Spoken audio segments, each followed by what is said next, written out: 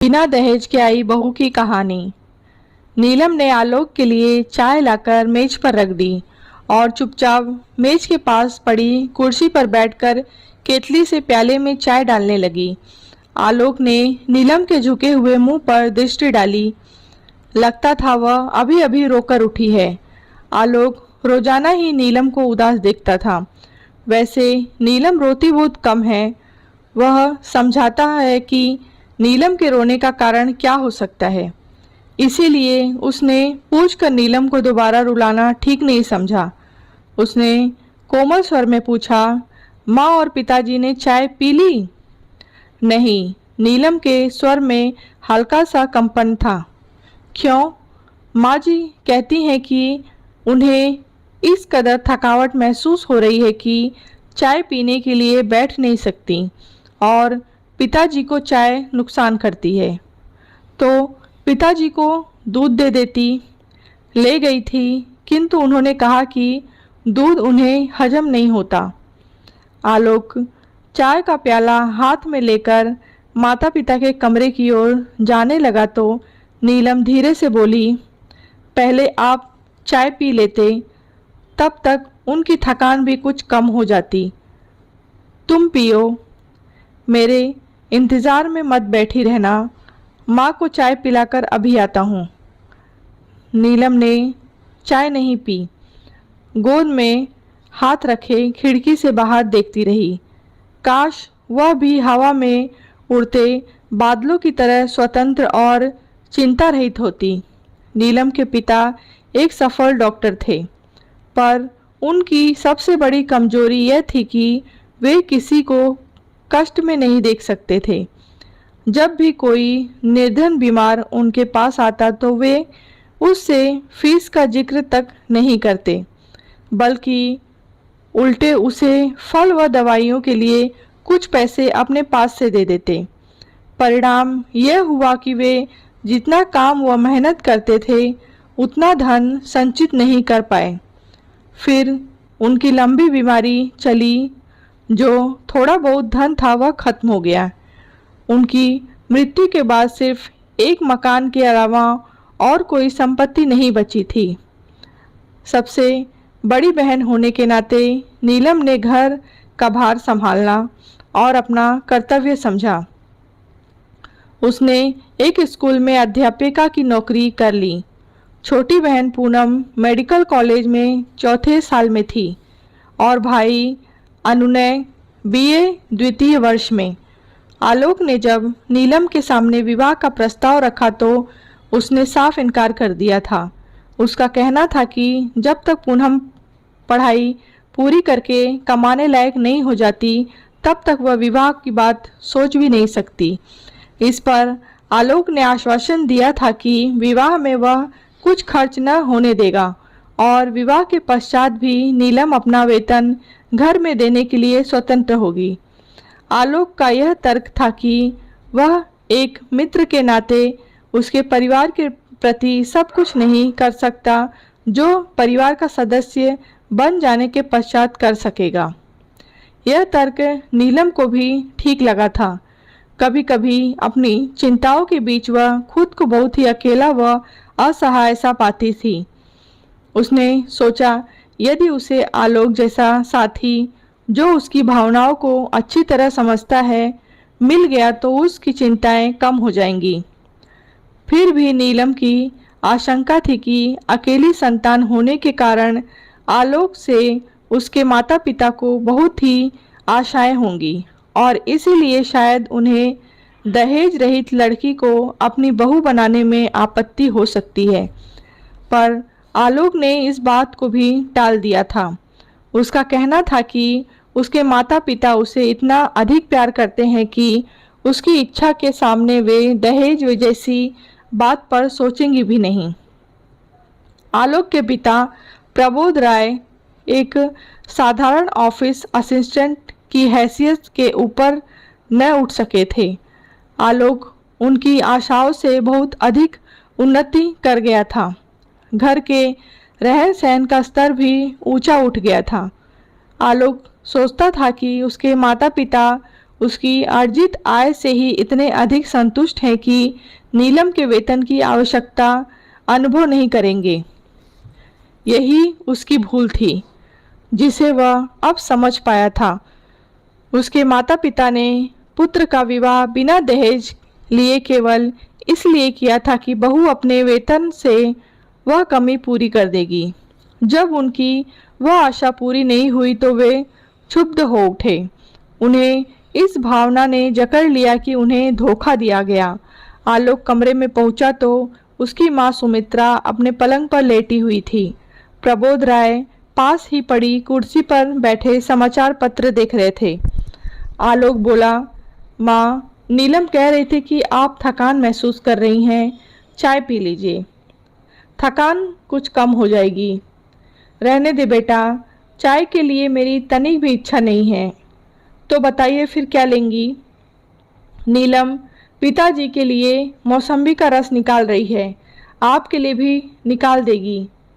रहने दे, मैं रस नहीं पीऊँगी। मैं तेरी माँ हूँ, क्या मुझे अच्छा लगता है कि मैं अपने खर्चे बढ़ा बढ़ा कर तेरे ऊपर बोझ बन जाऊँ? क्या करूँ, उम्र से मजबूर हूँ।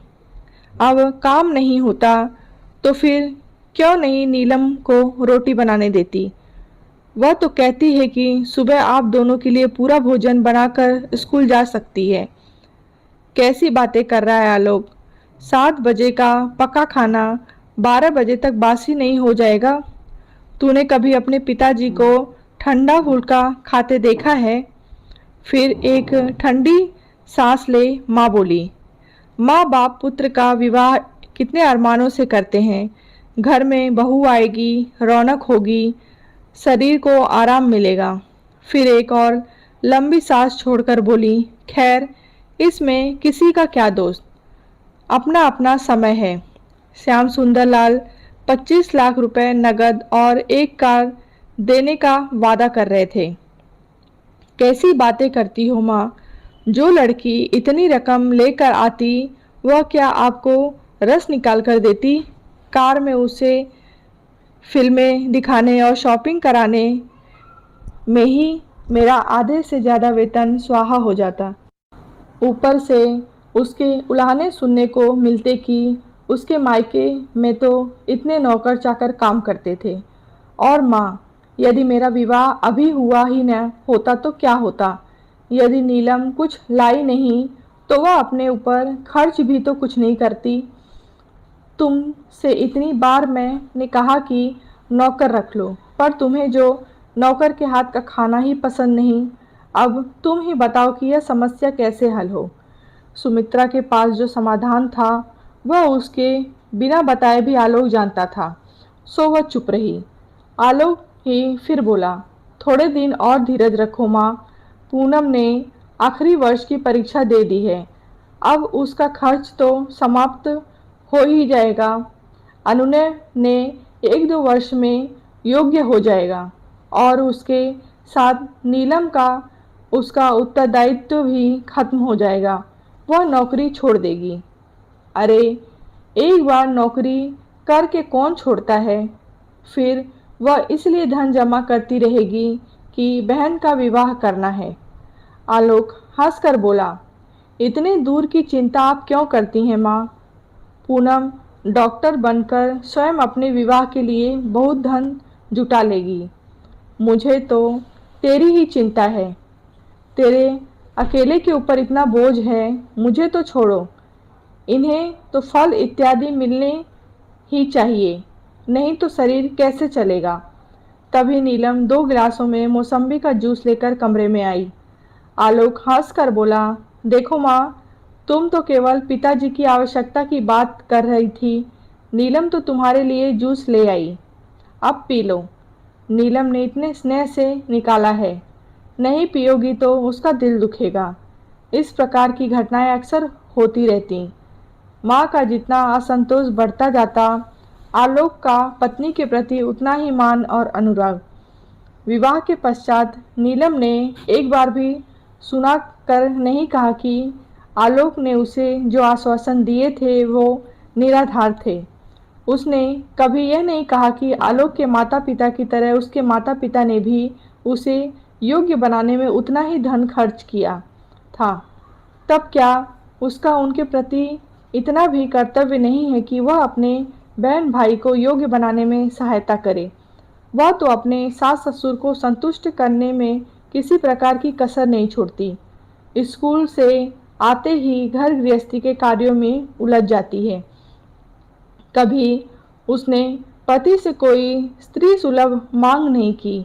अपने मायके से जो साड़ियाँ लाई थी अब भी उन्हें ही पहनती, पर उसके माथे पर सिकन तक नहीं आती थी।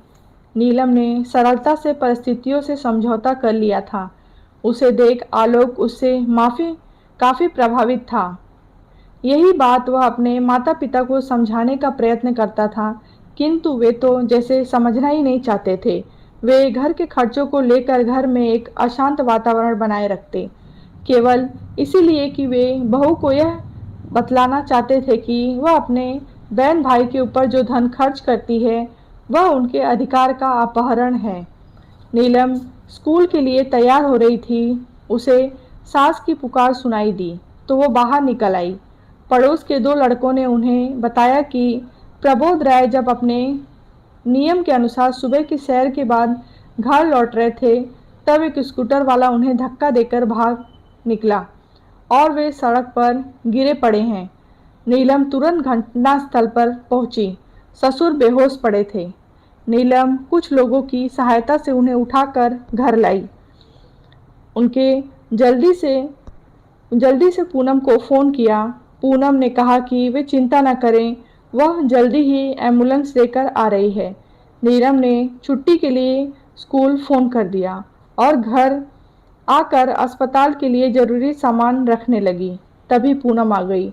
जितनी तत्कालीन चिकित्सा करना संभव था उसने की और उन्हें अस्पताल ले गई।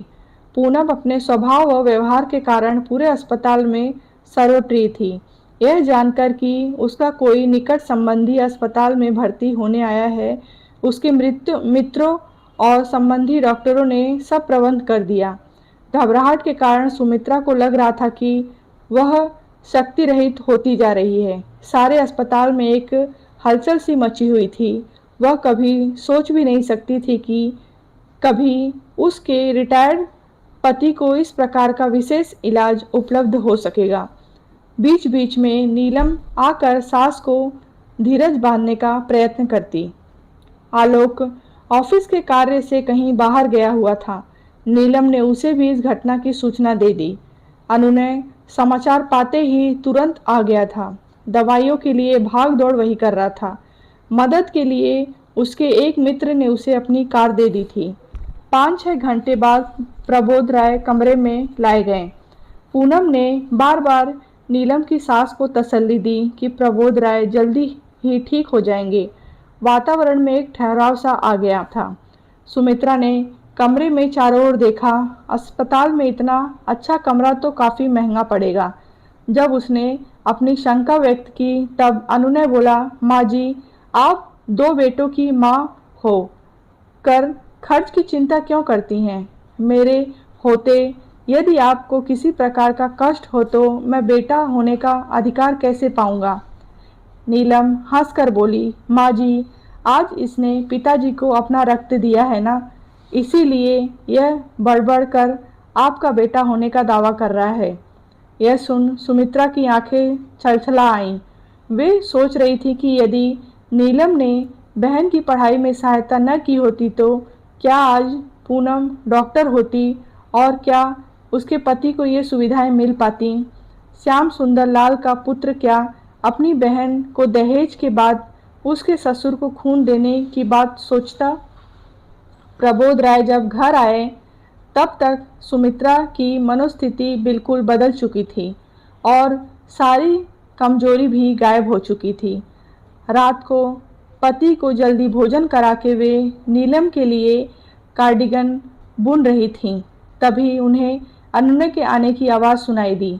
प्रसन्नता से उनका मुख उज्जवल हो उठा। अनुनय ने एक डब्बा लाकर उनके पैरों के पास रख दिया और पूछने पर बोला, माँ जी, मैंने एक पार्ट टाइम जॉब कर लिया है। पहला वेतन मिला तो आपसे आशीर्वाद लेने चला आया। यह सुनकर सुमित्रा चकित रह गई। वे रुष्ट होकर बोली, क्या तेरा दिमाग खराब हुआ है? पढ़ना नहीं है जो पार्ट टाइम जॉब करेगा? पढ़ाई में इससे कुछ अंतर नहीं पड़ता। माँ, बेशक अब आवारागर्दी का समय नहीं मिलता। मैं तेरी बात नहीं मानूंगी जब तक तू नौकरी छोड़ने का वादा नहीं करेगा। मैं इस डब्बे को हाथ भी नहीं लगाऊंगी। और माँ जी, आप तो जीजा जी से भी ज़्यादा धमकियाँ दे रही हैं।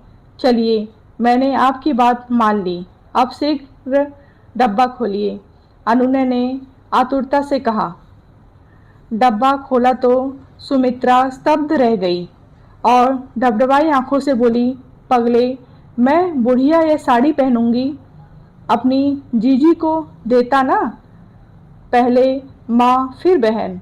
अच्छा माँ जी, अब जल्दी से आशीर्वाद दे दो। और अनुनय ने सुमित्रा का हाथ अपने सिर पर रख लिया।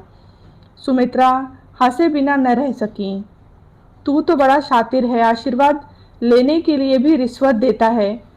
तुम सब भाई बहन सदा प्रसन्न रहो और दूसरों को प्रसन्न रखो, मैं तो कामना करती हूँ। कहानी आपको अच्छी लगी हो तो लाइक करें, शेयर करें।